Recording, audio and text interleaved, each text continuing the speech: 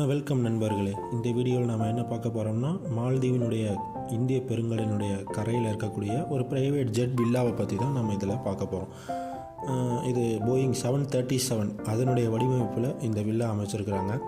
இதில் பார்த்தீங்கன்னா living room, 2 bedroom, swimming pool, இப்போது எண்ணற்ற ஃபெசிலிட்டிஸ் இந்த வில்லாவில் இருக்குது. ஒன்று நம்ம இந்த வீடியோவில் ஒன்றுன்னா பார்ப்போம்.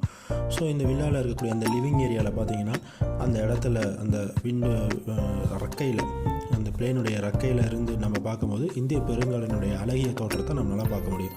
இது அந்த கிளிஃபில் இருந்து 150 மீட்டர் ஹைட்டில் அழகான முறையில் இது வடிவமைச்சிருக்காங்க.